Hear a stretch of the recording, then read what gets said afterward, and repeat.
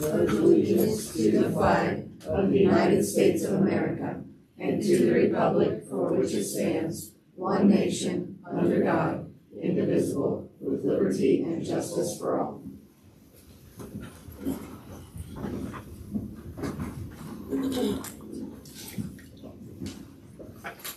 Okay, item 2C, preview and approval of the agenda.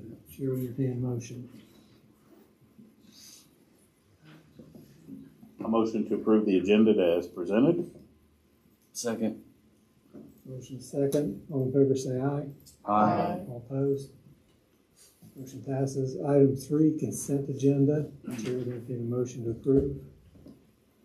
I move to approve the consent agenda as presented. Second. Motion second. All in favor say aye. Aye. Opposed?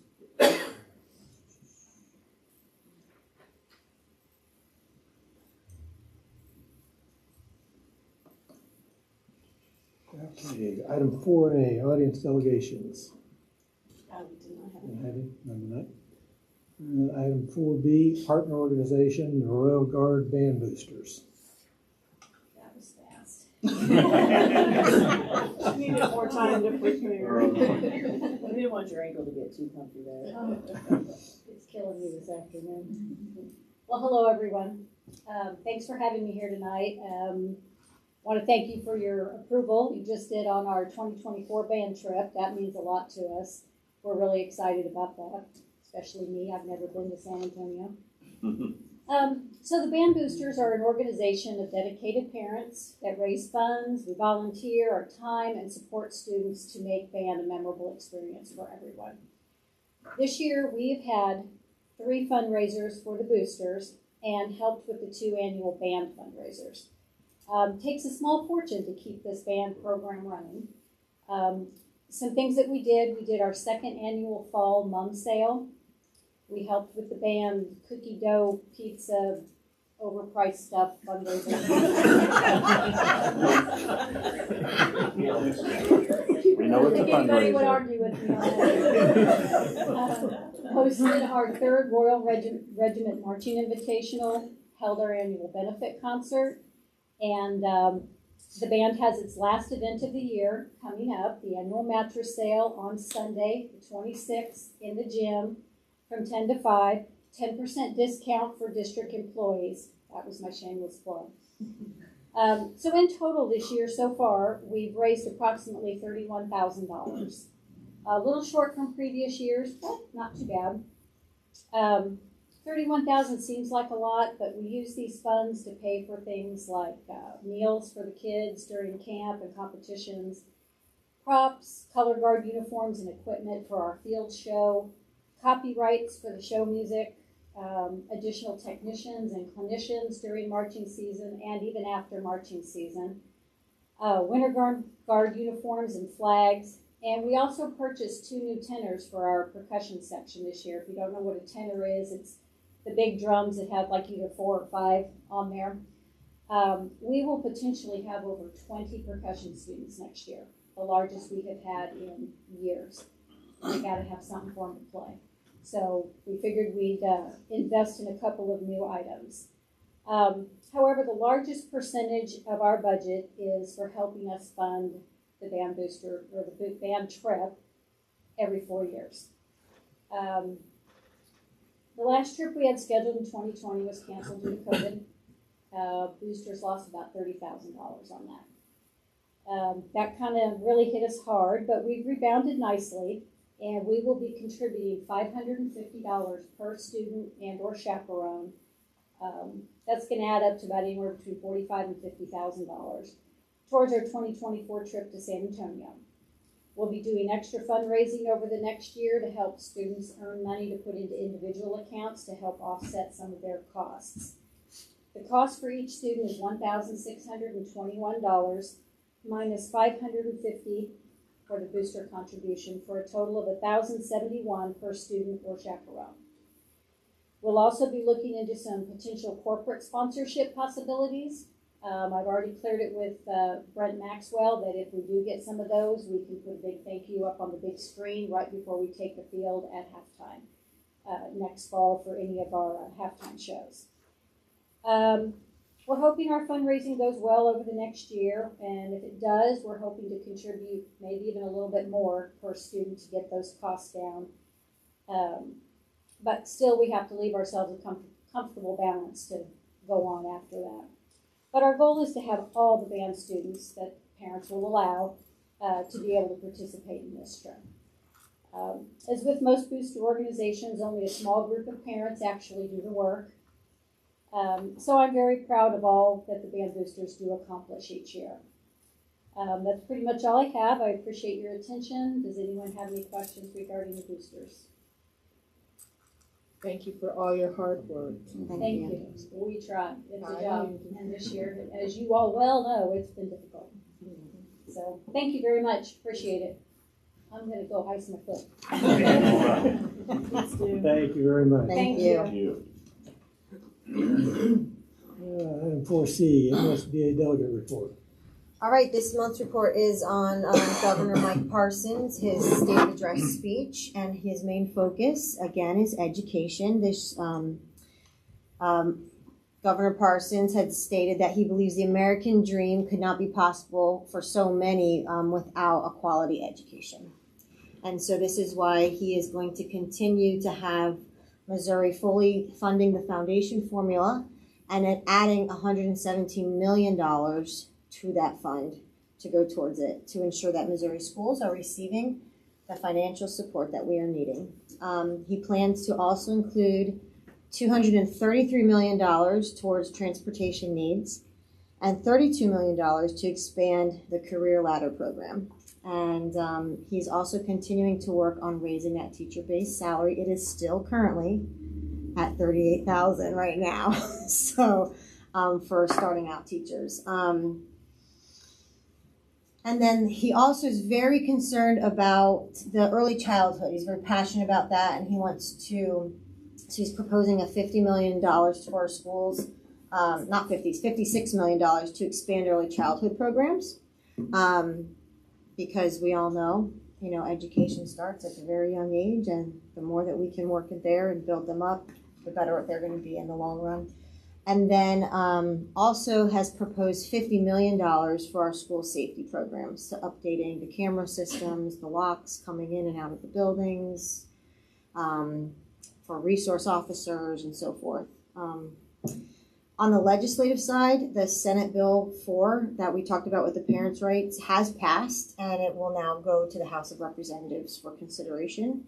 So that was about the parents' privacy and being able to get in and look at the curriculum and parents' rights to be able to see what's being taught in the schools and getting information. Hot topic is open enrollment. It has been placed on the House of Representatives calendar for consideration. But right now they're considering expanding it to charter schools as well. But it will not include funding for transportation. So if they do choose to go to a different district, if that goes through, it will not include funding for the students to get for transportation, so it will be on the parents to get their child to and from school. And if it passes, and you can choose to not be in it as of right now. They're looking at where you have to let them know, by December the 1st, if for the following school year, if that's something you're going to allow. And as a district, you also have the right to say how much of a percentage of our students we will allow to leave our district. And for sports aspects, because I know that's probably a lot of people's concern, if a student comes in from another district, they cannot play that first year. They can't play that whole first year unless they've actually moved to the district and have done what they're supposed to. So they have 365 days basically that they can't play any sports for that district if they change from where they're at. So that's something that I thought was very interesting. Again, it has not been passed yet. So I know that as the delegates, we voted to be able to negotiate. We voted to be able to at least negotiate open enrollment, because if we didn't, we would not even be able to negotiate any of these terms in the state of Missouri. So things are definitely changing, and so that is a very hot topic. And then It is on our next school board meeting though, but there is an MSBA at the state capitol. It's on March 28th. So you can meet the legislators and have lunch and chit chat with them. And that's in Jefferson City. So there you go. There's your Missouri delegate report.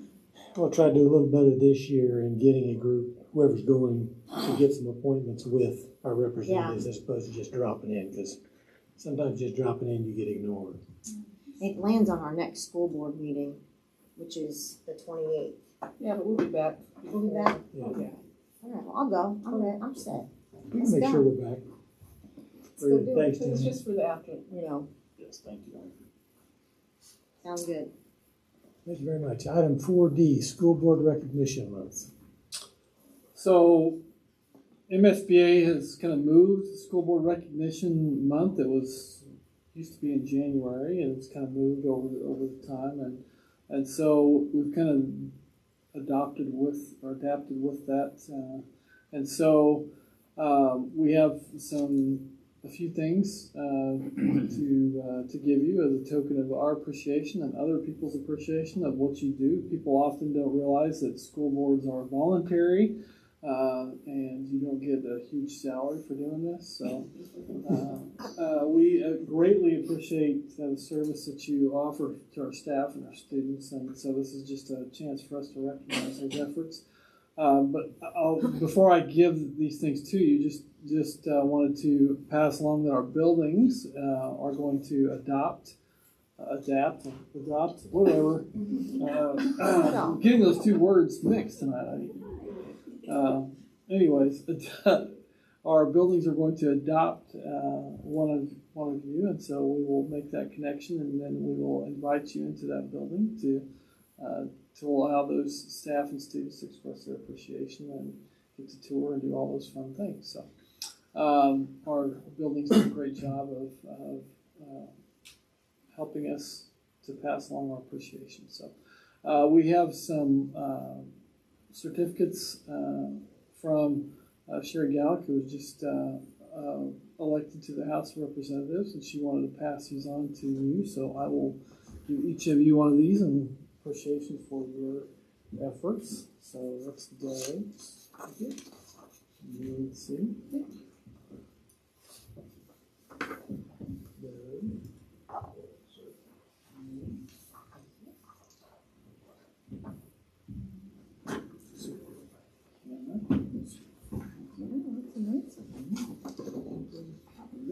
Great, thank you.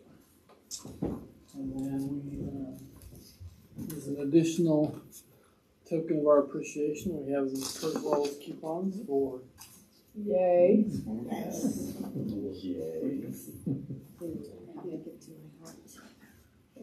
you stop by and see Chris, he always. Wait, this isn't me. Oh, sorry, I didn't see. Oh, I'm giving you the wrong ones. I didn't see the names on They there. have names There you on go. Here you go. Jenny's. I can't read. Doug, Check out. thank you, Amber. They will. They will check mine for that. Doug, he's gonna have both Dougs. Yep, thank you, sir. There you go. Good thing Susan had it organized for me. Oh, no. Directions very well. They were. She was directed at the board. I need all the help I can get. So, thank you, anyways, and we greatly appreciate. I greatly appreciate all your efforts and the support that you've given not only our students and staff, but to me as an individual for the past 5 years. So, thank you very much. We appreciate it. Thank you. Okay, item 5A, monthly information items. Show me the information item. Any questions?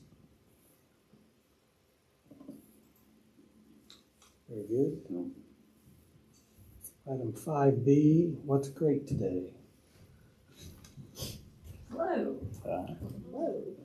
Three things to share with you today. Actually, it's more than three because there's compilations here. So, state-bound competitors.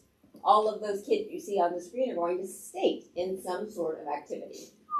So you have wrestling, boys and girls, 7 of them that left today. They're competing in Columbia Wednesday and Thursday. So we will hope they bring home some medals for us. FBLA had state qualifiers. They will go to Springfield in mid-April. The middle school robotics team in the upper right hand over there, yes, they qualified for state, and they will go to Rolla in early March. Skills USA and DECA both had students qualify for state, and those competitions, Skills USA is at Lynn Tech at the end of March, and DECA is in mid-March in Kansas City.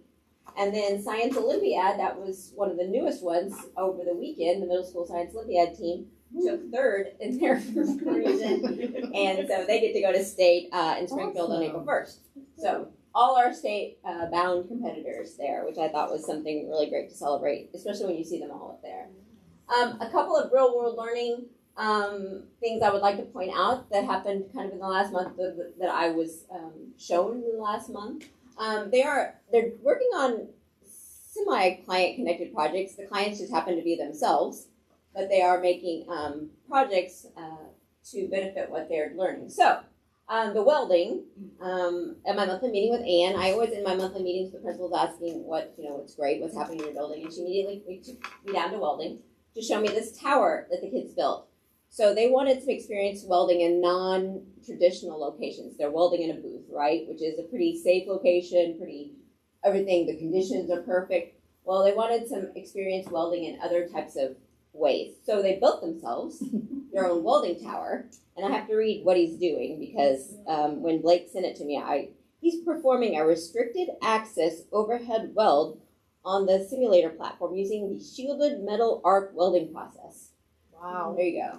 So he's laying down, if you can see him. He's laying down, and clearly that's what he's doing. But that's what Blake told me he was doing, so we'll go with that. But I thought it was super cool that they created what they needed to make their experience better, and then they're actually using it. So it's pretty cool. Welding's always fun to go to. Sparks make great pictures. And then I was walking down the hall at the high school one day, and I see these kids in the hallway, and then led me into the classroom, but they had material and patterns all laid out over the floor. And I could tell they were cutting out patterns, but they are making the costumes for Little Women, which will be performed by the high school drama department in April. And so this is the technical theater class, and they had to do research on the history of the time period, Civil War era costuming, and they had to analyze the script to determine what to use. And so they are making the costumes for the people to play. So I thought that was pretty cool too. And real world learning, even though it's not an outside client, it is a client internally. And the last thing I wanted to share was our First Friday Coffee. We hosted the First Friday Coffee at the beginning of April, and all the buildings had a table there to show off something in their buildings. Some of it was real world learning oriented. Others were just some cool things happening in their buildings. But I want to thank all the principals for having their kids come over and their teachers come over and their staff to help show off our great schools and our great projects we have going on. I think all the chamber people, that usually brings a crowd to the chamber because they like that event, that breakfast. So it was a really good event. And then the Royal Roast also happened to pop up in the gym that day and sold some of their coffee. So that was a great time for them too. So those are my 3 what's great to. Any questions? I love these updates. I think this is one of the great things. So thank you for doing this. Happy to share. My comment to the principals of the buildings at that First Friday event, all of your students engaged. You didn't have to, you asked a question and they took and went with it. They explained what the project was, and it was refreshing that they didn't just stand there and look at you. So to all of you, it was across the whole, all the buildings were that way. So congratulations on that.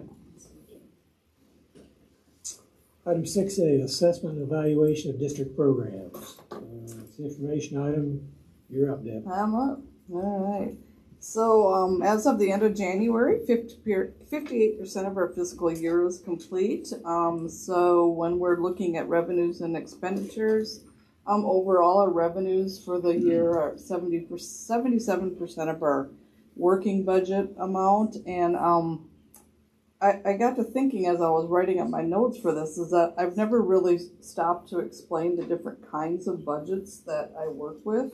There's actually 3 different budget amounts that I deal with, and the adopted budget is the one that is on this summary report, and that's the budget that you approve at the end of June every year for the following fiscal year. And then in addition to that, I also deal with a working budget, and that information is up here on these reports, these revenue expense reports here. And the working budget is just what I deal with throughout the year as our financial picture becomes a little clearer as the year goes on. And eventually that working budget turns into our amended budget, which again you approve at the end of each fiscal year. So as I give my report, I'm going to try to be a little clearer about which budget I'm actually talking about. Because when you're dealing with basically a lot of unknowns when you're creating that adopted budget, a lot of educated guessing goes into that process. So anyway, so as I look at this, overall our revenues for the fiscal year are at 77% of our working budget, or 85% of our adopted budget. So you can see there can be a pretty significant difference there, you know, and things that will influence that difference will be grants that we obtain throughout the year. We get a little bit more information as far as maybe some legislative items that will impact our state funding. The valuations of our local taxes, those all become a little clearer as the year goes on. Capital projects, we're at 200% of our adopted budget versus 79% of our working budget. And when we did our capital project budget last year, we did not include our ESSER funds in there because I think at the time the legislators were still jerking us around a little bit on that, whether they were going to approve that or not. So to play it on the safe side, we just left that off. So that's why there's a huge difference there, because that was $1 million impact on our revenues there. Current year, our property taxes are at about 100% of our adopted budget, and so we'll continue to get some more of those payments in, and so we'll be in well over our adopted budget on that. Moving on to the expenditures, we're at 58% of our working budget, or 62% of our adopted budget, so not a huge difference there. And comparable, our expenditures are very comparable to last year at this time. Ending projected fund balance, of course, is skyrocketed this month to 56% because we have all our tax money came in, so that'll keep going down a little bit every month. Up slightly, though, from last year. We were at 48% last year at this time. So year to date, our revenues over expenditures, we have a surplus of about $6.8 million. Total cash and investments, we're at $23.4 million, and we're down to $500,000 in bond proceeds. So we're getting closer on that. So probably the biggest thing we bought, the roofing project, still has about, I believe it's like $360,000 left to bill on that, and then a few other miscellaneous items. But that's the extent of that. Any questions? Very good. Okay. Thank you For very much. explaining that. Yeah, you're Appreciate it. welcome. Next item, library media services. Christie. By the way, the girls varsity girls just beat Pleasant Hill. I watched the last 40 seconds. I was coming up the ramp. So I'm not going to read the whole thing. I just want to highlight some of the things our librarians do. They do a great job of hosting different types of activities that encourage students to get involved with books, whether it's our book fairs or kindergarten with breakfast with books.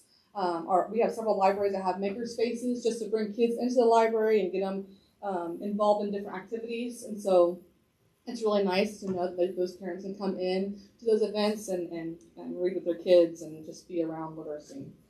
Our librarians also collaborate with our teachers around the learning standards to see what they can do in the library to support teachers in the learning of the students, for the students. And then I think it's always important that our teachers, our librarians, continue to grow professionally, and they do that through their national and state organizations. So I think it's always important to grow and keep learning. So, any questions on the librarian improvement review?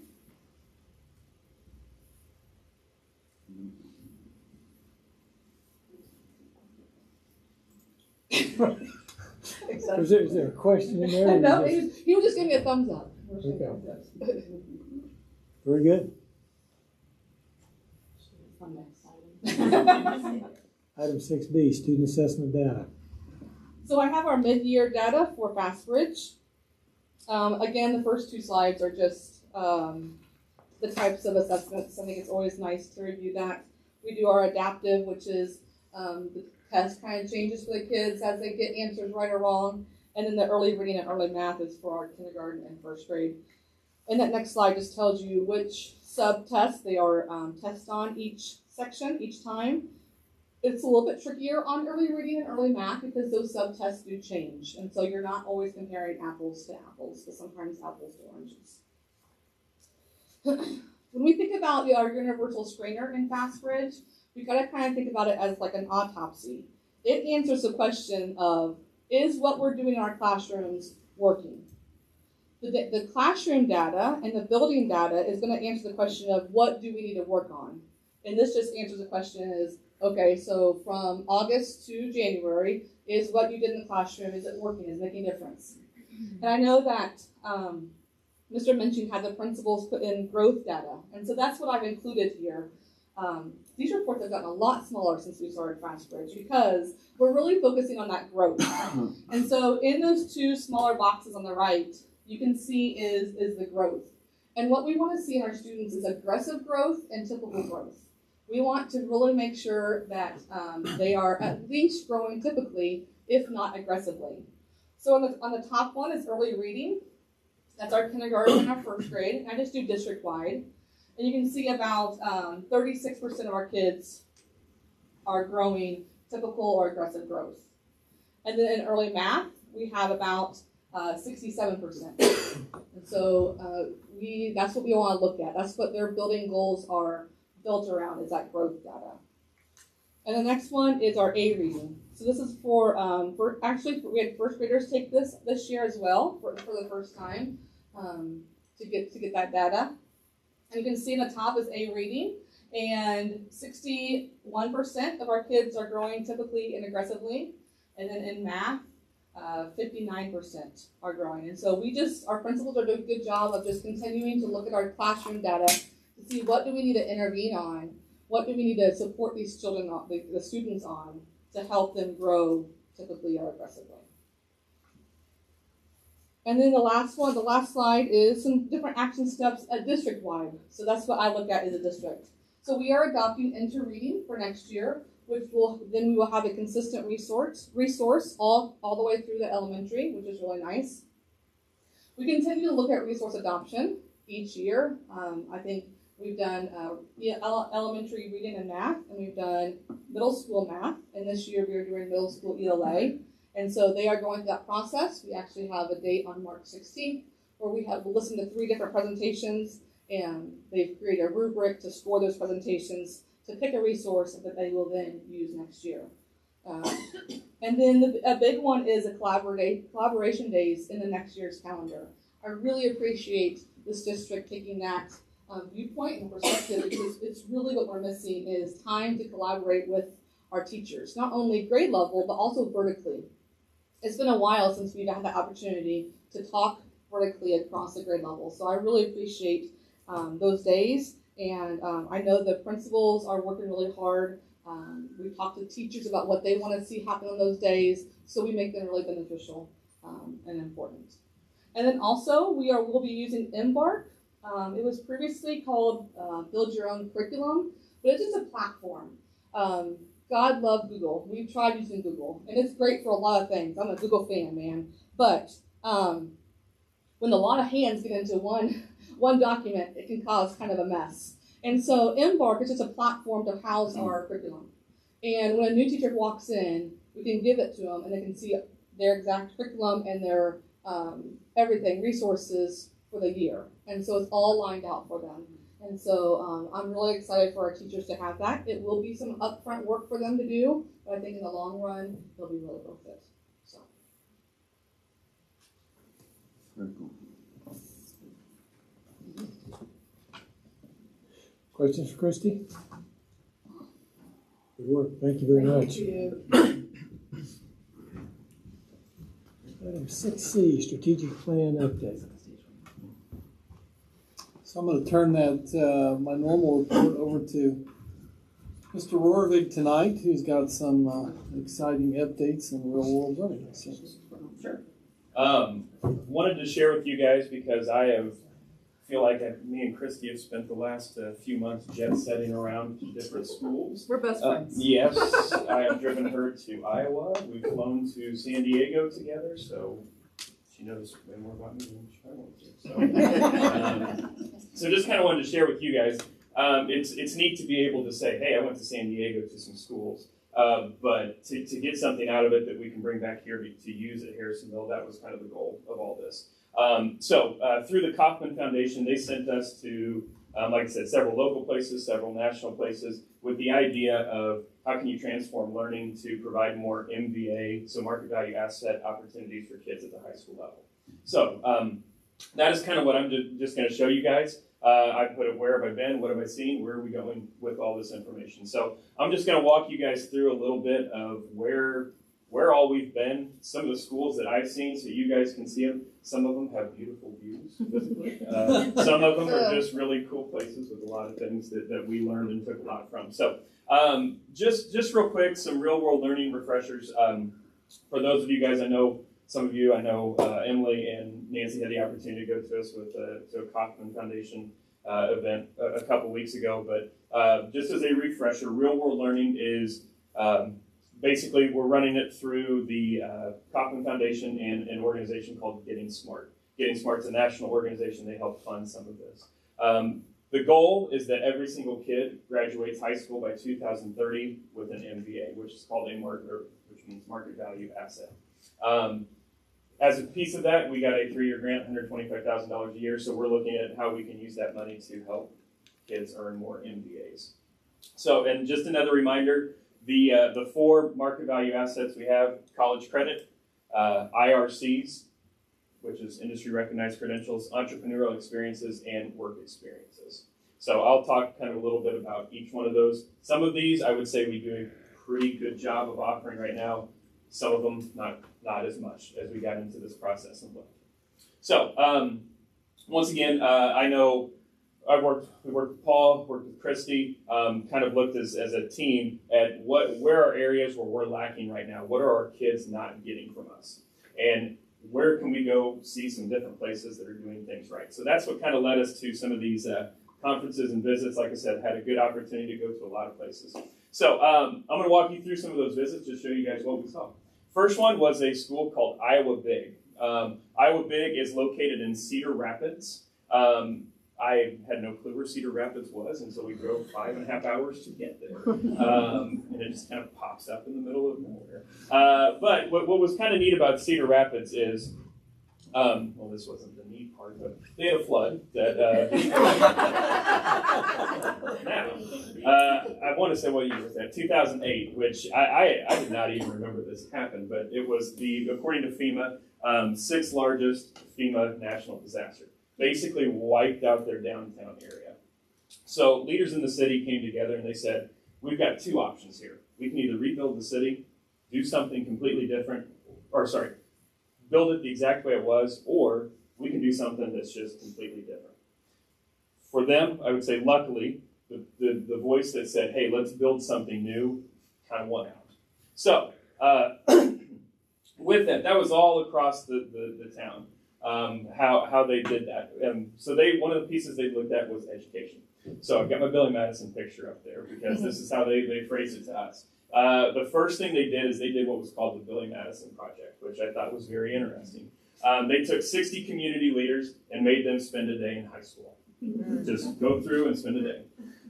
At the end of it, what they found, there was a couple things in this, there was 2 or 3 things in there that were they stuck with me. And when I'm in classrooms today, I still think about it every time I walk in there. So they had the comment, schools aren't broken, they're obsolete. Okay, is what the people who came back and said. They felt kids were largely bored, And teachers tried really hard to connect the information and make it interesting. But the reality was, and this is what their principal said, he said 99% of what we do is fake. And what he means by that is, when you think about it, when we give out an assignment, we're not actually solving a real problem. We're solving a fake math problem. We're solving, something that we are not solving an actual problem in our communities and our world. So they said with that, kids become disengaged. They said, when we were out there, we became disengaged. So they also found that splitting courses into discrete subjects made learning boring and teaching difficult. So instead of just, hey, this is your 45 minutes of science class, they found that to be difficult as well. So they suggested from that the following: more opportunities for kids to collaborate, working in diverse groups, communicating effectively, dealing with issues that don't have an answer at the end, and the importance of failing forward. So these are the things that they kind of came up. So with all that information, they designed a new school. They designed a new way of doing school. And it was around three things: student passion and interest, authentic projects, and community integrated. So this is kind of where that whole idea, you've probably heard us use the word even today, client-connected projects. This is kind of what this school was about, is getting clients throughout the community and building projects with them. Now, some really, really neat things that we saw while we were there, because I'm just telling you, these kids were, the way that they were able to present was in another stratosphere from what I've seen in high school kids. But they had become very used to it. So as you see on there, part of the things they had to have a third-party audience. They had to present to somebody. The other piece that was really, really interesting here that was just very, very different from what we do in school, the project was not the assessment. So kids would do a project, they could turn in the greatest project. If the process wasn't great, if they didn't learn from it, they maybe didn't get as great of a grade. They were trying to learn. So if they failed forward and they were able to reflect on how, what went wrong, they probably got good points on that. So it was a really, really interesting and different view in education. So with that, I think I put on here a couple of, just so you guys could kind of see, I took some pictures, and just to kind of see what it looks like. It was not your traditional school. Kids all sit in this big room. They have pitch meetings. They have different, and it was just basically 3 hours of unstructured, hey, we got to meet. And the kids run it. It was very wild and different from what we've seen in a traditional school building. And I put a couple of specific projects on here just to also see, because this is their planning process. So they were planning out what the projects were in the different areas. And then they talked about two different ones. Now, when I presented this to the staff, I have a German teacher there that can say that word, and I can't. So basically what that is, it's a German composting pile. So what these kids did, they started talking about composting in class. And they're like, the teacher's like, okay, let's run with it. So they started looking up different ways, and they found this. It's a German way of throwing a bunch of leaves, dirt, and sticks in a pile and making it a compost. So they had a client who allowed them to use some land, so they went out and they built a compost pile. So they're hoping that, something comes from that. And in that, they learned a heck of a lot about the science in the process. This one I thought was really neat because I sat there and listened to this kiddo talk for probably 15 minutes. And she explained it to us. So Wellington Heights is a neighborhood in Cedar Rapids, and it is known as the bad part of town. Well, these kids had gone out and they had volunteered there the previous year. And in their mind, they saw normal people who, this is not a bad part of town. So they wanted to promote it as, hey, this is actually a pretty decent place for our kids, for people to go. So they organized, ran, marketed everything, a Halloween party. Now, this was the interesting part when we talked about the process. They had 400 people show up. They did not have enough pumpkins. They had to turn some people away, but they sat there and they're like, we learned this, so next year we can do this, this, this, and this. So once again, you're talking about 16, 17-year-old kids here being able to talk through this process of this is what we learned. It was phenomenal. So anyways, I think we spent, part of it me playing the gas game to make sure that I could get to the gas station before the gas ran out. The rest of it we talked about just different that was and how unique and interesting it was to see kids learn that way. So the second place we went to, a more local place, was Baser Linwood. So Baser Linwood, just north of like the racetrack in Kansas. They have kind of built what is called their Innovation Academy, and really what they do two things. They do a lot of client-connected projects, and they have a lot of entrepreneurial experiences. So they brought out some kids that kind of talked about some of the different projects they were doing in the community.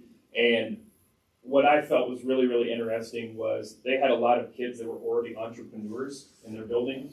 They just helped to facilitate it. They had a girl who had become basically a professional photographer because they had helped her build, like she just liked taking pictures. Built her a website, helped her get clients. It was just really interesting to see this kid go from normal high school kid to someone's making a heck of a lot of money taking pictures throughout the community. So once again, just gave us a lot of ideas about how we could potentially do that. And what was neat about them, a school very similar to the size of Harrisonville. So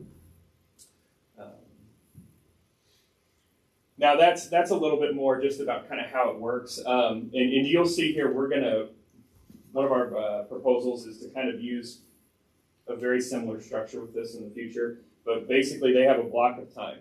And through these projects, they earn English credits, social studies credits, and business credits through the projects they're doing.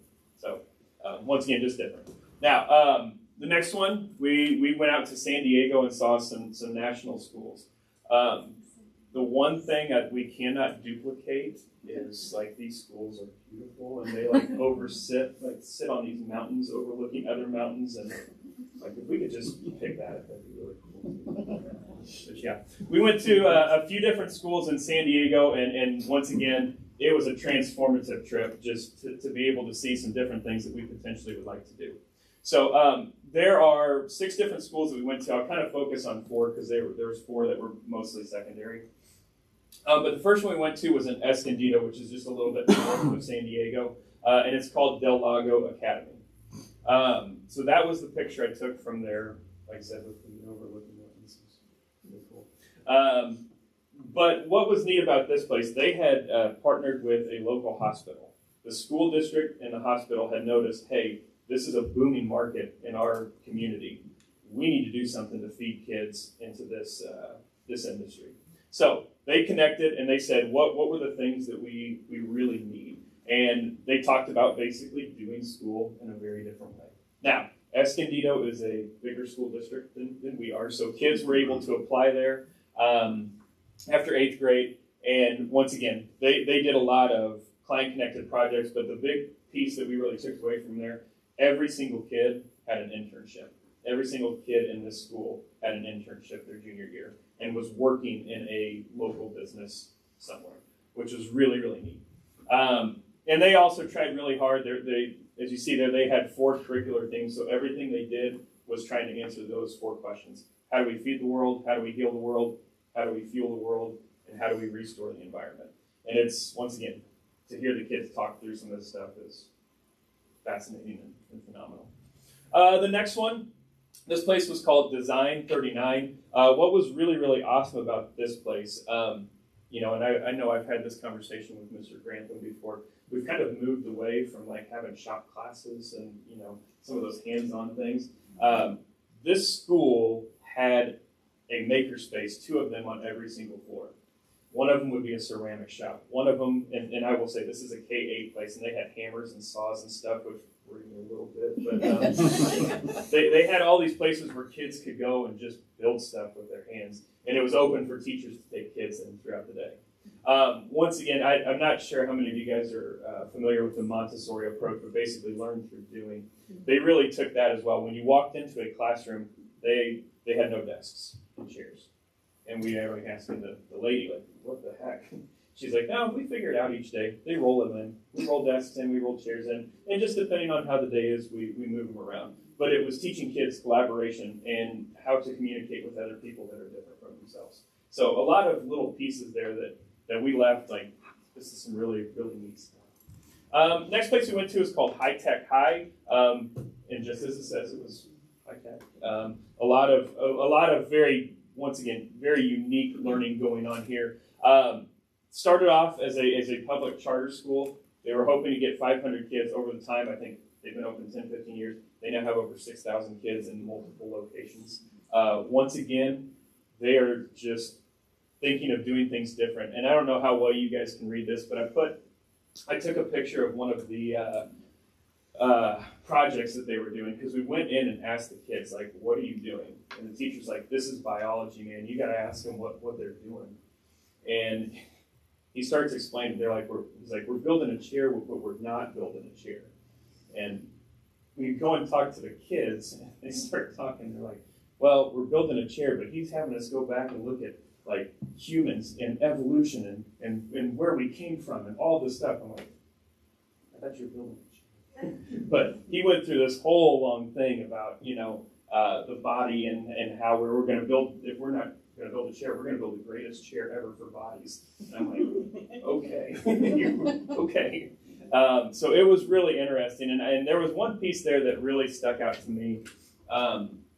They, once again, along the theme of making work authentic, they have a live stem cell lab in their building. And, the person that was walking us around, they said, if we just have, non-live stem cells, all we're doing is teaching them to be lab technicians. With this, we can cure something. We can fix something. We can solve a problem in the world. And he's like, why not shoot for that? So those things just stuck with me as, man, these guys are really thinking about education from a different way. So that was really neat, really, really cool. The last place we went to was called E3 Civic High School. This was actually located in the public library in San Diego, downtown San Diego. What was really neat about this place is they take in kids. They're in downtown San Diego. I think they said on average, every kid that starts there is two grade levels behind. And by the time they get there, they are career ready to go. And they do it, once again, client-connected projects, really getting kids involved in the community. And I think I put an example up there because they really tried to say, hey, let's find a problem in our community and let's fix it. So the one that I took a picture there, how can we improve the San Diego metropolitan transit system for students? Because all these kids took public transportation. So they were seeing it as a problem.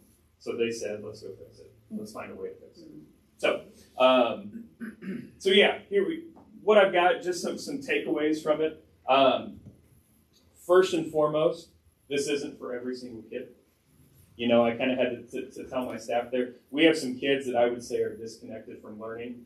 So how do we find a way to reconnect them? And I think that relevance, that authenticity, really, really connects with some kids. On top of that, I think building a connection to your community. We want kids to stay in Harrisonville, to be here and stay here. And those projects and connecting them is a way to do that. I also would say, we talked, I know Chrissy talked earlier about collaboration. All of these schools had a very strong approach towards collaboration and working with each other. So I thought that was really, really good and helpful as well. So to kind of finish up, one more. I put on there, where are we hopefully going from this? As we looked at those MBAs, and it is very tough for me to not try and solve every single problem in 1 year and 1 day. So I'm trying to do the things we can right now. We really want to expand opportunities in 2 areas: client-connected projects and internships. So we're asking to add a class that is focused on client-connected projects. Our goal is to start this in 1 grade over English and social studies with our junior kids. And what we found as we talked to some of these different schools is about 15 to 20% of your student population prefers to learn in a different way. So if we do that, we're looking maybe potentially 40 kids. We'll kind of see where we're at if we end up going this route. And then the other piece is we want to really expand internship opportunities. Opportunities for kids to get out into the community and see different jobs. So what we are looking at is we are wanting to add a career explorations class. The whole goal of that class would be to get kids out in the community to job shadow so that they can see what they like and what they don't like. And our goal would be next year to add an internship class and try to get as many kids as we possibly can out in internships in the community and really working with our local businesses and finding what they want to do and not want to do. So there's our trips. Any questions? Fascinating. It was some transformative stuff to be able to go to these places and see. Hopefully we can implement some every year. There we go. Slow steps remind me. Yeah, pace yourself. You gotta pace yourself. It's hard when you see that. Sure. And like I said, what we do really works for some kids. So we don't want to reinvent everything for every kid, Right. but the more that we can expand for some of our kiddos, thank you guys. Thank you, sir. Anything else with that? No, I think that sums it up. Item 6D, the 2023-2024 school calendar. It's an action item. Make a motion to approve the 2023-24 calendar. Second.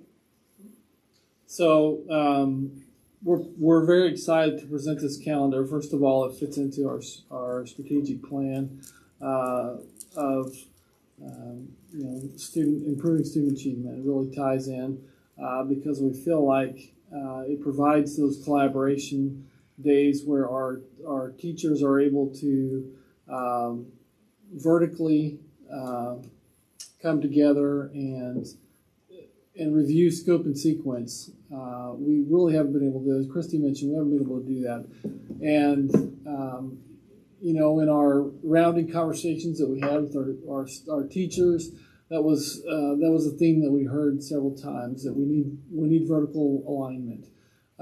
It also provides for data team analysis for us to examine what instructional strategies are working, what we need to modify, as we try to improve instruction for our students. And so we really feel like this calendar fits that mold.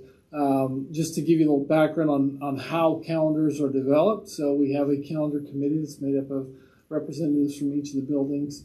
And then we come together, it's like molding clay a little bit. We take a raw piece of clay and we see what we can do to best meet the needs of our students in particular. And so I was really pleased with the calendar committee and their focus on student achievement and aligning the calendar with our strategic goals. And so there are a few less student days, but there's more minutes in the regular day to compensate for that as well. So, I just think that we had this is a collaborative process to develop the calendar, and it's going to in turn allow the collaborative process to feed down to improve our instructions. So.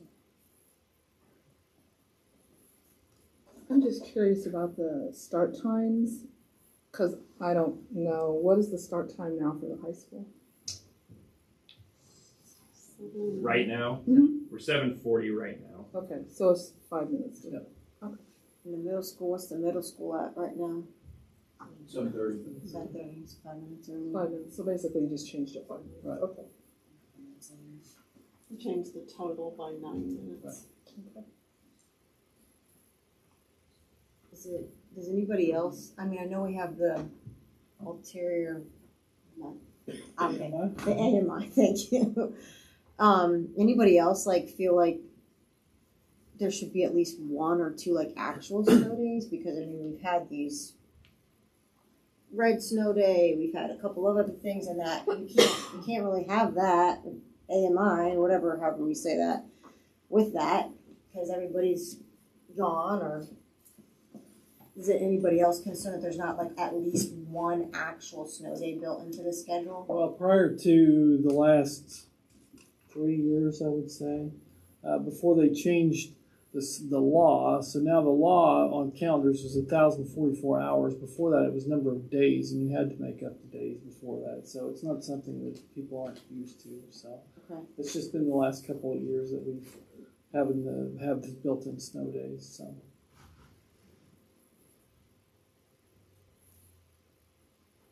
Other questions? The only other question I have is this year we moved to 2 weeks, the end of the quarter to 2 weeks into January, and obviously we're going back. part of it was to even out it, so I'm just curious as to why. That was, it was overwhelmingly in favor of ending it before Christmas, because you lose that, you lose a lot of the instructional gain over that Christmas break, and the kids aren't thinking about school over Christmas break. So we tried to tell them that last year, but it was something that they wanted to try it. So sometimes teachers are younger than I am, so we let them experience that a little bit, and so they were like, "Oh, this is terrible." So yeah, that was. Even as a teacher, you got to think about it afterwards. They got to come back and do finals. That was so. overwhelmingly an item that they wanted to change. So.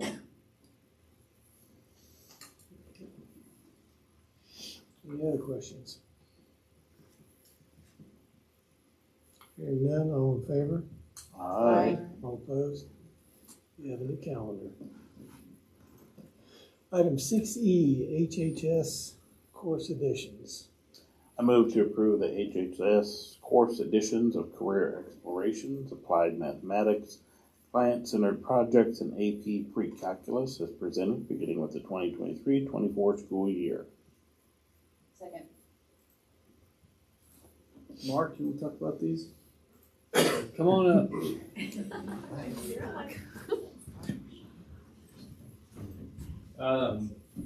So you probably heard me talking about the career explorations classes, kind of as I talked about, an opportunity to get kids out to job shadow a little bit. Our hope is job shadow, and then to be able to reflect on that and kind of find what they like and don't like. The client connected project classes, as I spoke to, the goal, it would replace English 3 and American Government on the students who elect to take that class. It would replace that on their schedule, and they would earn those credits through the projects that they complete. So that's kind of those two classes. The applied math, as a part of this process, I challenged each of our departments to really look at their classes and say, what are we offering for all kids? The math department, they felt like one of the things, we struggled to get some kids a third credit in math. We also have a number of kids, as you can imagine, if you've ever had a kid that's taken any math class in high school, when am I going to use this? Why do I have to take this? Right. We want to take that question away and basically say, here are all the ways that you can utilize some different forms of math. And like I said, and the goal would be that maybe we start utilizing some of those client-connected pieces within this class eventually as we get into it. So that's this one. And then AP pre-calculus, basically where we're at now, they have added this, AP has added this. As we look at college credit, we are once again trying to add some higher level classes when and where we can. Right now we offer trigonometry. It's a semester-long class. It is not for college credit. It's just a really hard class that they don't get any college credit or anything for. So the timing worked out perfect. AP is offering pre-calculus this year. So the goal is to basically take that and make that a full year instead of offering trigonometry for half a year. So the vertical collaboration you talked about, middle school has some career exploration now. Yes. This will then link right into that. Yes, hopefully we can utilize, because I know we've utilized youth science a lot at the middle school this year, is to be able to piggyback on that and really match aptitude and interest for kids in that career exploration class to go say, hey, you know what? I keep saying I want to be a carpenter. Well, you know what? Let's go shadow them for a week or two, and then let's reflect. Do you actually like that? Is that something you really want to do? Very practical. I like it. It's so practical. Wow. I like that new math class, applied mathematics. Yeah, we see a number of kids. Algebra 1 can be a tough one on kids. So transitioning to geometry, I tend to find your brain either works in geometry mode or doesn't. So we're hoping that we can make it more practical. Maybe the kids will be able to succeed a little bit better. Do you think it'll be hard to staff the 2 math classes given challenges? We can find math teachers. I think they're great classes. That was just my one question I had. It's going to be a challenge. Yeah, it will be. and I know on here later that's part of the reason. Right now, we have 4.5 math teachers. We're kind of half an FTE short. We opened up a half-time math position, but it's hard enough to find a half-time, let alone, or a full-time, let alone a half-time. So with that, you guys also saw what Jill presented there with theater. Our theater department, Jamie Crutchfield, is phenomenal. So right now she's doing half-time math, half-time theater. I have a feeling that at a certain point that is going to continue to grow, and she may be doing a lot of theater. So some of that is being proactive, and also if we have some more opportunities, maybe we can have some more teachers to teach us. Maybe the theater class could be a math class. You know what? I think there could be a lot in You there. can use that applied mathematics with the tape measure and fractions and Yes. all that. Yes. Metric It's everywhere. systems. So yes, it is a concern. It really is, especially when we've opened up math. We have not got a ton of applicants in the last few years, but you know what? Because that dang test is so hard to pass. Just saying. Any other questions for Mark? Thank you, sir. Vote. Any other questions or discussion items? If not, this is a roll call vote. No? Oh, We just I thought haven't. that's what you were taking. Yeah, No, I knew we just hadn't. haven't voted. Very good. Seeing no other questions, all in favor? Aye. All opposed? That's your course additions. Now you just gotta find your teachers. Yeah. Item 7A, dovetailing into that, additional math teacher at HHS. I move to approve the addition of a math teacher at HHS beginning with the 2023-24 school year. Second.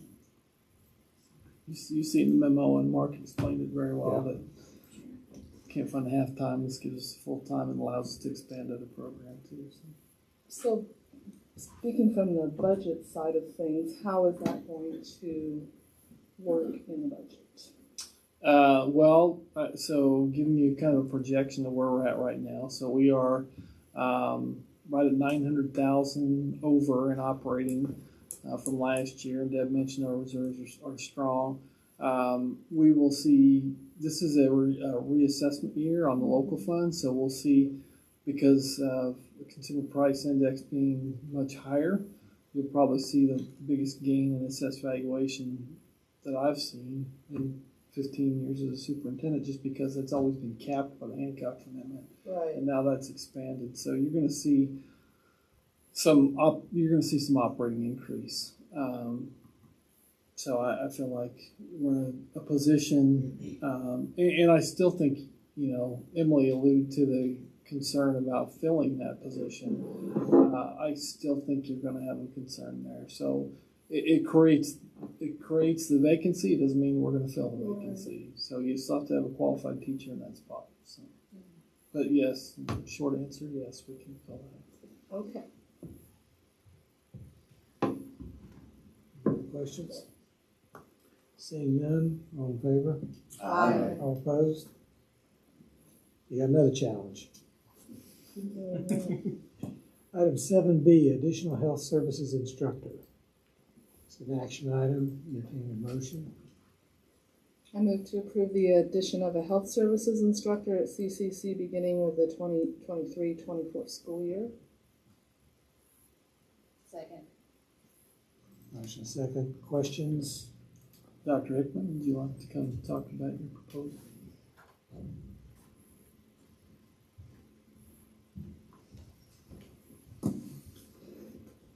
Good evening. So we came last year and we did request for an expansion of the health services program to a 2-year program. And at the time, we were assessing that we could manage that expansion and do it with one instructor. And as we've lived through this year, we've seen a resurgence in that program, which is a fantastic thing. It kind of took a couple year dip, but we're back up to considerable requests and enrollment numbers for the program. The state of Missouri, for good reason, caps it, or State Board of Nursing caps it at a 15-1 ratio when you're going through those education programs.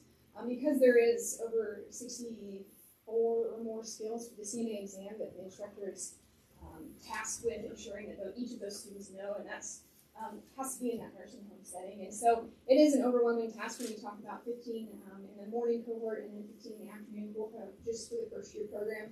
We're looking at the second year program. We've got 14 students that have expressed interest in returning for an internship year. It gets those additional certifications, but then we're adding obviously another 14 students to work with. So with the expansion of a second instructor, we're going to be able to adjust that 15-to-1 ratio. We're looking to expand a couple of seats in each one of those morning and afternoon sessions. Currently, we still have applications open for Harrisonville and then Drexel open today, and we're over 50 in an allocation we have 30 seats for. So it's a need that we can start to address. With the second instructor, we can adjust that ratio just a bit, and then it helps funnel and supplement that second year program. Right now, I don't think I can safely send our one instructor to 10 plus internship locations, clinical sites. One, the students are going to get the experience they need and the support they need, but second, it's just not safe at this current time. And so, with the expansion of that second instructor, they can kind of balance both programs. They can do the first year program and kind of tag team that instruction and that monitoring, but then also give the second year students the support they need out of their internship experiences as well. You said a portion of the salary would be paid with funding from the performance grant. I mean, like how much of the portion? Is it half and half or 10%? I mean, what are we talking? This is one of those fun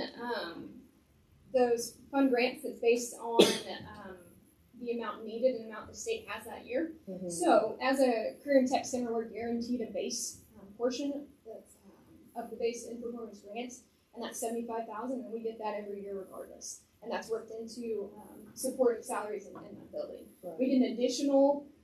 There's a calculation that's based on FTE and career time devoted, so based on credits that instructor's teaching. And so what we do each year is part of our core data entry. We'll submit the FTE, the career time devoted, that goes into a giant pot for the state, and then they, based on all of those requests, they funnel out the money, and you get additional on top of that $75,000 to support their salaries. So every year, that amount I get to contribute back towards the district in support of our teacher salaries fluctuates. This year in particular, for the high school side for CCC is about $190,000. And so what I do is I then break that out based on 50% of as many salaries as I can, and then I reimburse that halfway through the year, so we get that base portion back to go back into towards teacher salary payment for the year. So I can't guarantee exactly how much that's going to be, but that qualified eligible FTE plus those career credits earned added for the additional students will increase that by an amount that I never actually see. Right. I don't show you where you get it, you just get a lump sum. It's a big black hole. Mm-hmm. Yeah. Yeah, and the other thing on the funding side, so depending on where the students come from, I mean, if they come from Harrisonville, obviously it's going to take money from our school district. But if we allot more spots to other schools, then we get the revenue from the other schools to pay for the instructor. So I'm kind of selfish, and Ann knows this. I like anytime we can get the slots for our kids, I want more slots for our kids. So, and I support that either way. So currently this year we're looking at, we do slot allocations before applications come through. We look at the available seats and we try and divvy out as appropriately as we can. Based on what we had available this year, Harrisonville's currently allotted 6 slots. Last year we gave them, we gave them 10. This year we only have 6 available. So with that expansion we could add into that. Again, their application closes the end of the week, so I don't have an exact number for you for that, but they do have stiff competition and waiting lists from other schools already. So if they want to grab seats, they're going to be taken. So the need is there. It's just a matter of how we want to allocate slots. she's fair. I'm not fair. I have a lot of school districts. You'd happy all of you first, but additionally, they do help support the city schools a lot financially for as far as the operational costs and the expenses that we incur. We know they're a lot, and so. A balance between opening those slots and providing for Harrisonville based on their requests would be great. Last year we sent a couple of students to some tech because we didn't have enough seats, and I hate doing that because I think we've got a superior program, and I hate to see tuition money leave our district and go support another one. So I'd love to avoid another situation where that's the case. Thank you. Any other questions? Thank you. you very much. No other questions? All in favor? Aye. All opposed? We now have another assignment. Item 7C, job descriptions. This is an action item. We entertain a motion. I move to approve the job descriptions for Assistant Superintendent of Academic and Student Services and Curriculum Specialist as presented. So, we have had an unfortunate resignation in our central office, so we are losing our curriculum director, and so Dr. Chastain and I met, and he had a great plan for combining services in the central office, and then also improving our instructional services in the buildings themselves. And so it's our recommendation to return to a similar structure that we had with two assistant superintendents, one in charge of operations and HR and the other in charge of academic services, but then sending our curriculum support to the buildings themselves with the curriculum specialist, with the hope of hiring an elementary curriculum specialist and a secondary curriculum specialist. Those individuals would be tasked with helping vertically align curriculum, helping write curriculum, helping push into the classrooms for instructional coaching and fidelity checks with curriculum. So really supporting principals in that role. And then, just trying to meet, again, talking about the strategic plan, trying to meet the strategic plan of improving services for our students and providing the highest quality education that we can. So that is the proposal. Questions from anybody? Seeing none, all in favor? Aye. All opposed? We'll advertise for those positions. Item 8A, asphalt bids. This is an action item.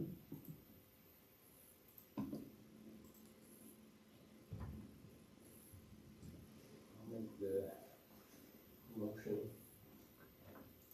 Or I just say as presented. No, you must read it. I'll second that motion. Have a motion second. Questions, discussion?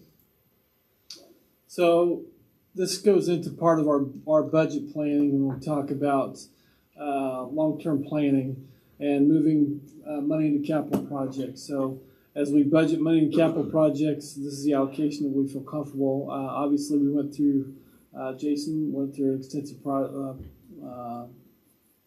project with asphalt bidders to develop a scope and sequence of what and when for asphalt replacement. We bid it out into separate sections and kind of handpicked. Essentially, $350,000 is where the number that I felt comfortable on the capital project side of allocating for those resources. And Jason has a good plan for that, I think. So we kind of cut down some of those line items. So that's our recommendation for summer work.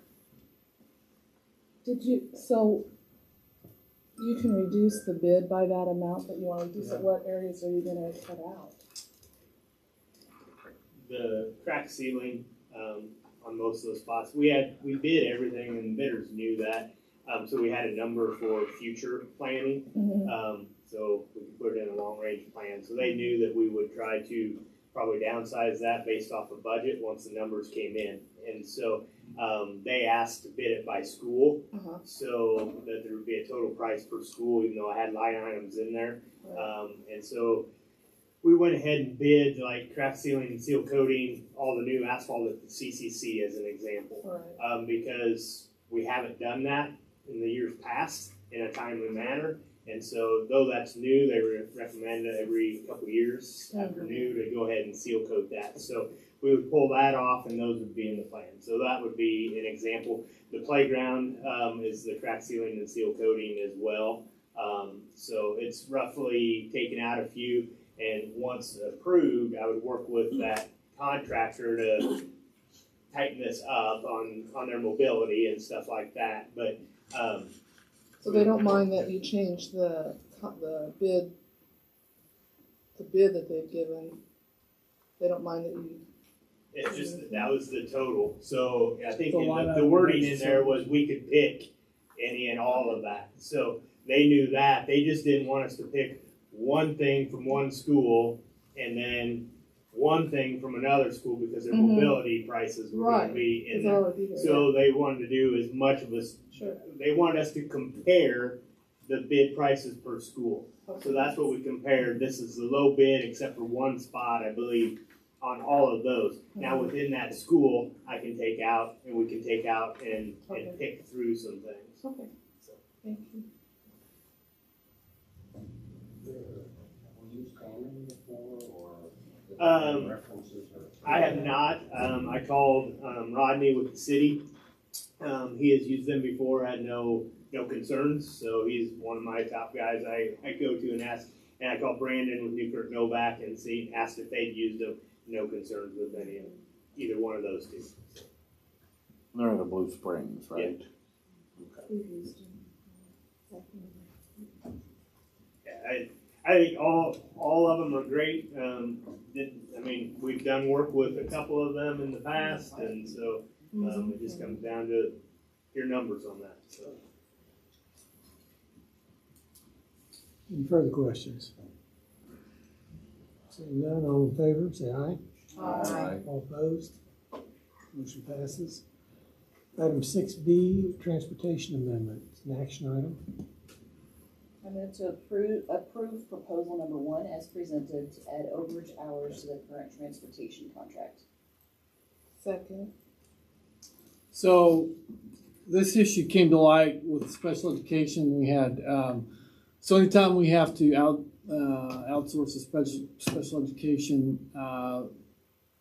provided education, if we send them to Belton or if we send them to O's and M's or whatever, then basically under our current contract, it would add a route each time we do that, and that happens frequently through IEP team discussions, and so we reached out to Echo Ride, and they came back with a proposal of just the overage to help us on that. So basically, it's either we pay for routes or we pay for overage, and I felt like that was a great help to us, quite honestly. And Annie was having a cow over this bed because it drives up our federal requests, and we're not going to get that. So it was very nice of Echo Ride to come back and allow us to try and amend. And this is a win-win all the way around. In the last couple of years, we've reduced routes. So with COVID, special ed and regular ed. However, like this year, our ridership is back up. Somebody can move in, clear on the south side of town, or clear out to 307th Street, changes routing all the time. Echo Ride in their contract would come to us and say, we're past our hourly limit here. We need to add a route to try to make this work. Well, that's not necessarily great for our efficiency either. So as we've reduced our routes, our efficiency has gotten better as a district, and I believe that drives our reimbursement from the state on that efficiency. So our efficiency is down to 102%, 104% is the goal. 2019, it was 118%. So not as efficient. So this, hopefully, it's not, I'll speak on behalf of Wanda and Ryan. There could be a possibility that they would have to add a route at some point. We don't know some of that kind of stuff.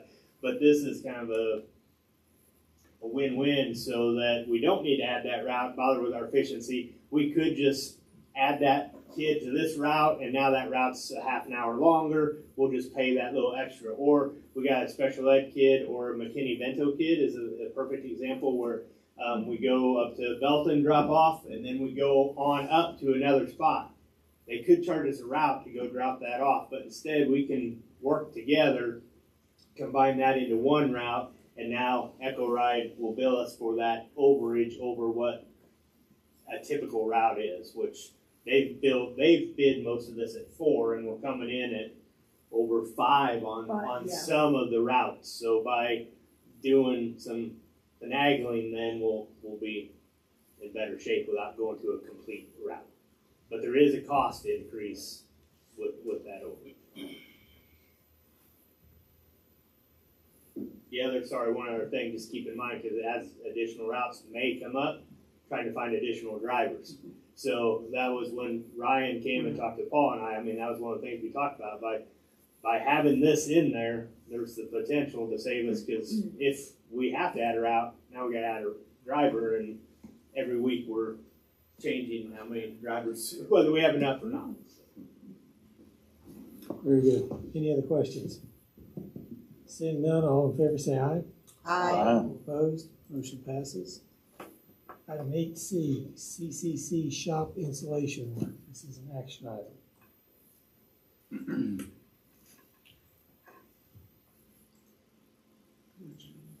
So moved. You might want to, I think we want to talk about this one before we make a motion, just because I know Nancy had some questions. I do. I have a few questions. I guess my first question is how you decided to do this foam for the roof, for the ceiling, or Just the walls. I'm sorry. Talking about exterior walls. So currently, if you go in the shops and you look at the insulation, the padding, it falls down, and by the nature of the work happening in the shops, it just doesn't have a long life, and that's where we're starting to see the holes. We can see daylight out. It wears a lot faster, and we've been displeased with that product. Right. And so with the spray, it's going to ensure that we're covering each one of those crevices and cracks. We're finding any insulation issues as far as keeping control of temperature and things like that. And so that was the recommendation by my instructors of what they preferred. I guess my concern is this foam that you're going to use. It says it's fireproof or something. 15-minute fire resistant. Yeah, so there's various, well, I'm speaking from what I know. Right. What I can know about it this time is that you get the spray insulation, and then there's an additional cost for the fire rating that you add to it. Yes. And so there's various degrees of fire rating that you can add to each one of these, yes. So the bid that you've got is for the 15-minute fire rating? Is that what? I guess I'm just a little confused on this one. The bid that you're recommending. First of all, is there a person that? I mean, there's no name on the bid. It's just the name of a company. Well, they're just quotes. They're not bids. Well, I'm sorry. The quote. It's a person. Yes, that has been out to and done an estimate based on looking at. And so you do due diligence and get recommendations from other jobs they've done, or. I could do better at that. So if I'm that's just saying, sure. I don't for the initial one, for the first one. So that is my nuance of being new to some of this process, and so I can do better with that. I do have information on the second bid that came in. I think it's about 2,000 more. It's A+ insulation out of Lenexa, Kansas. I do have recommendations on that one. That's how I initially came up with the first bid. Okay. So. I was just concerned about the process, not the process, but the product. Sure. That it will be accepted for the current code. Sure. And that's my concern. Yeah, and that's a concern. That's a fair concern that I hadn't thought about to date. Sure. It was brought to my attention this morning, and I attempted to reach out to the city to no success with that yet. But I can request some more information on that and ensure that any product that we would use would cover any. Yeah. We use sprays from we use this insulation in our company spray foam. Okay. And we use it in our house at Cass County, and it passed. But have you used it in the city of Harrisonville? Yes, I have. In the city? Yes. Okay. But, you know, double check on that, but. Sure, yeah, and I have time that I can go back and find that information if we want to table it for now. I'm very comfortable with that. Both the first and second bid came in well within our range of what was accepted for our grant and what we'd allocated, so we've got time for this project. Is that It's not- okay? Would you yeah, mind? absolutely. What is your timeline for the bid, or for the grant? So this is part of the MACO grant, and so it includes the three pieces of the HVAC project that is timeline for this summer, some work, the pavilion project, and then this one. And so essentially we have about 2 years to allocate the funds. If you wouldn't mind, I'd just like a little bit more information. Yeah. Just to make sure that you're not going to be caught unawares of something that you have to do besides spray foam. Sure. Yeah, absolutely. We'd love to. I just want to. That's just me. Okay, no problem. I mean, I'm new to this, so any learning I can get out of this process is not going to hurt me at all. if you wouldn't mind. Sure, And just absolutely. references and. Sure. Thank you. Thanks, Ann. Do we need to have Yeah, I Chairman think he withdraw? needs to withdraw his motion. Withdraw, so we don't need to table anything. I withdraw my motion. Motion to table this issue for somebody. Oh, well, then I make a motion to table this agenda item until next month. Hang on just a second. Next month or a later date, what you are. Yeah. So moved.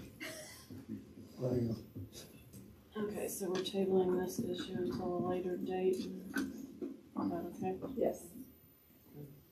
Well, do we want to make it specific so that we have a time frame for her to get back Oh, to us? she's very efficient. She's got 2 years to get back. Yeah. I'd be surprised if we don't see her next meeting. Yep. I need a second. Cameron did. All in favor, say aye. Aye. All opposed? It's tabled. Item 9A, adjournment. Have a motion and a second. All in favor, say aye. Aye. All opposed? We stand adjourned. Thank you all. Thank you.